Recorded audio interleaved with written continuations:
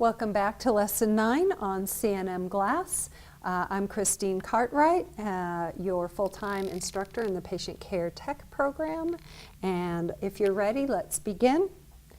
Our first word today is posture. And it just means the back part. So if we're referring to the posterior of anything, whether it's you and your posterior, or the posterior aspect, you might hear that in surgical dictation, they're really just talking about the back part. Another term for back is dors. It also means the back. So, for example, we'll talk about the dorsal surface, and remember, if you're in anatomic position like this, anything on this side is your dorsal surface. Sometimes the way I remember dors is I think of the dorsal fin. If you're into sharks, think of that dorsal fin and know that dors means back. The opposite of that, though, is venter. Venter means the front. So we'll talk about the ventral surface. Venter means front. It can also refer to the abdomen as well, but in typical, you can just think of it as the front. When we say pre, we mean in front of or before.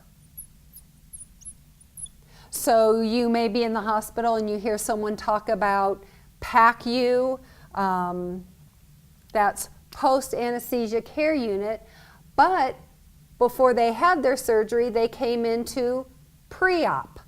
So someone's talking about pre-op holding and PACU, post and pre. So remember, pre is before, in front of, and post is after. Our next term is proxim. Proxim is the nearest. So if something is proximal to, you're saying what is nearest to that thing. So proximal, the nearest, as opposed to distal, the furthest away. So if I'm saying to go distal to an area, let's say my patient has an injury right here, and I tell you to draw their blood work distal to the area, I mean away from. If I tell you to draw it proximal to the area, nearest to the midline. So we'll come up to the middle of the body, nearest site. Another similar type term is ab, and this means away from or not. So when you were learning range of motion and you learned abduct and adduct, remember, abduct is away from. So if someone says to put them in abduction, move it away from. The opposite of that is adduction, and I always think of that as adding to the middle. So I will pull it in and adduct the area. Contra is against. So you might hear this as contralateral, okay? Against. Two little ones that I'm going to mention, and you probably already know, is bi and tri. So if I say bilateral, I mean both sides, two sides, bilateral. Tri, trisomy, triple, three. I've been saying lateral and medial, so let's make sure you know that med just means middle. So if I say medial, I mean to the middle. And the opposite of that is lateral. and that's out to the side, that's away from. Inter, we may have had this before, this might be a repeat. If it is, you know, inter means between. And I think in our last lesson we mentioned cost, the ribs. We're talking about the intercostal space, the space between the ribs. Hemi and semi both mean half. Okay, so think of the hemisphere, half of the sphere, right? Or semi something, you're just referring to half of it.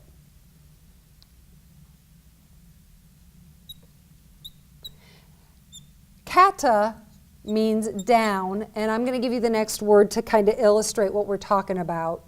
Metabol means change. And in symbology abbreviations, remember change is just delta. It's a triangle, so you can remember that as well.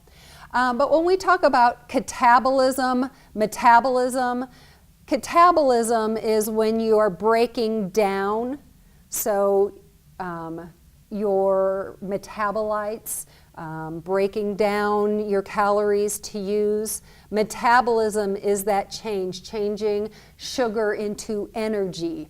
Everyone says, oh, I have a bad metabolism, I keep gaining weight. We're really talking about that change in form from sugar to energy or sugar to fat because it wasn't used.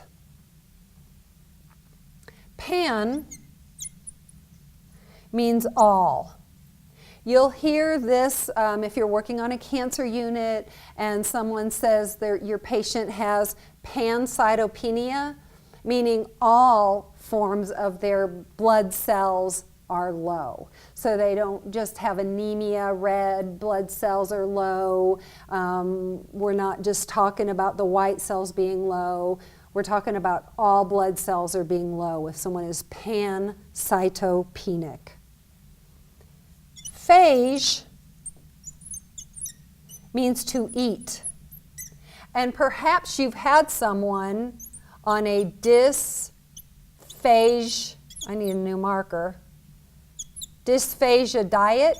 So remember, this is bad eating. They can't swallow. They're not swallowing well, so they go on a diet designed for them to be able to swallow the consistency of the liquids they need or the food they need. So dysphagia is not eating right, bad eating. Auto means self. So when we refer to auto something, we're talking about it in our body as self. When your pancreas takes your digestive enzymes and instead of releasing them into the intestines for them to eat the food, and that area is blocked maybe with a gallstone, and those digestive enzymes go up and into the pancreas, they start to autophage. They eat them, you're essentially eating yourself. You're eating your pancreas. Very painful.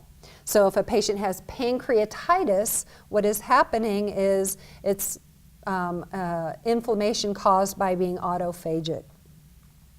Micro is small, and macro is large. So these are two things that are opposite. And it's easy, I think, to remember this one because micro, you can think about it as you need a microscope to see it. It's so small, it's needing a microscope. And a macro is the complete opposite. It is the larger of the two. Our lesson number 9 is complete. Find ways for some of these words that might be new to you to remember them. Illustrate those on your card, and good luck.